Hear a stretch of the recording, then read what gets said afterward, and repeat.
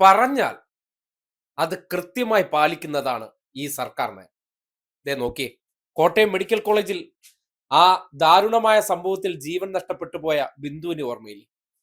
ആ ബിന്ദുവിനെ അന്നത്തെ വാർത്താ കച്ചവടത്തിന് ശേഷം വാർത്തക്കാർ മറന്നു.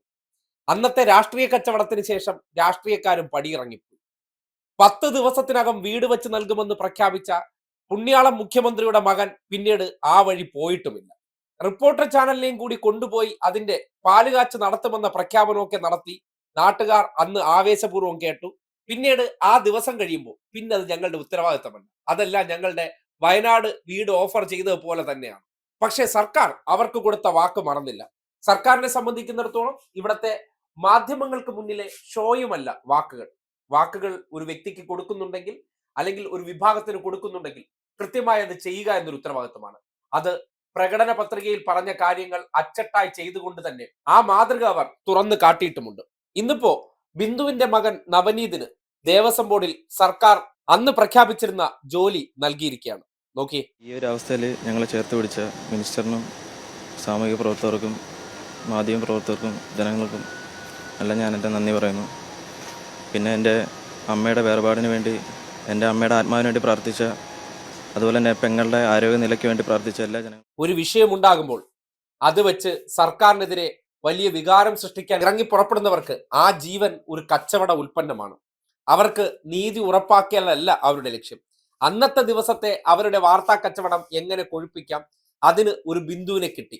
ആ ബിന്ദുവിനെ അവർ ആഘോഷിച്ചു. അതിനുശേഷം അവർ അടുത്ത മേച്ചിൽപ്പുറങ്ങളിലേക്ക് പോയി. പക്ഷെ അന്നത്തെ ആ വാർത്താ കുത്തൊഴുക്കിനിടയിൽ അതിൽ നിന്ന് രക്ഷ നേടാൻ, അല്ലെങ്കിൽ അതിനെ ശമിപ്പിക്കാൻ വേണ്ടി കൊടുത്ത വെറും വാക്കായിരുന്നില്ല ഇതെന്ന് തെളിയിക്കപ്പെടുകയാണ്. നേരത്തെ ബിന്ദുവിന്റെ കുടുംബത്തിന് വീട് വെച്ച് നൽകിയിരുന്നു. മകളുടെ ശസ്ത്രക്രിയ സൗജന്യമായി പൂർത്തീകരിച്ചു കൊടുത്തു.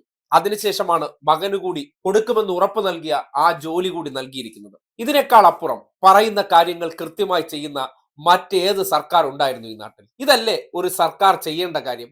ഇങ്ങനെയാകണ്ടേ ഒരു സർക്കാർ? അത് മുൻ കാലഘട്ടങ്ങളെ അപേക്ഷിച്ച് കുറെ കൂടി കാര്യക്ഷമമായി കാര്യങ്ങൾ ചെയ്യുകയും കൃത്യമായി പറഞ്ഞ കാര്യങ്ങൾ ജനങ്ങളുടെ മുൻപാകെ പൂർത്തീകരിച്ച് കാട്ടിക്കൊടുക്കുകയും ചെയ്യുന്ന ഒരു സവിശേഷത വന്നപ്പോഴാണ് കേരളത്തിലെ അടുത്ത അധികാരമോഹികളും അവർക്ക് കുടപിടിക്കുന്ന മാധ്യമങ്ങളും ചേർന്ന് വ്യാജ വാർത്തകൾ സൃഷ്ടിച്ചു തുടങ്ങിയത്.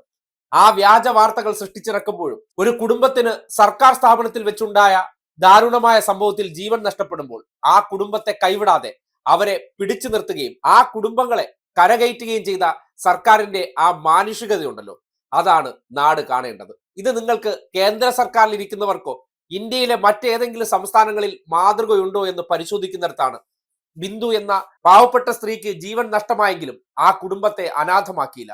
അവരെ ചേർത്തു പിടിച്ചു. ആ കുടുംബത്തിന്റെ ജീവിതം സുരക്ഷിതമാക്കി. ഇതൊക്കെയല്ലേ മാതൃക? ഇതൊക്കെയല്ലേ നാടിന് വേണ്ടത്? ഇതൊക്കെയല്ലേ ഈ നാട്ടിൽ ഇനിയും തുടരേണ്ടത്? അതുകൊണ്ടാണ് LDF 3.0 എന്ന് ഈ നാട് ചർച്ച ചെയ്യണമെന്ന് ആവർത്തിച്ച് പറയുന്നത്. അതിനെ മറികടക്കാൻ പലതരത്തിലുള്ള വ്യാജ പ്രചരണങ്ങളും കിംവദന്തികളും പ്ലാന്റഡ് വാർത്തകളുമായിട്ട് കേരളത്തിലെ മാധ്യമങ്ങളും പ്രതിപക്ഷവും ആടിത്തിമിർക്കുമ്പോൾ ഇത്തരം വാർത്തകൾ അതിനിടയിലൂടെ മുക്കുന്നുണ്ട്. അത് നാട്ടുകാർ തിരിച്ചറിയണം.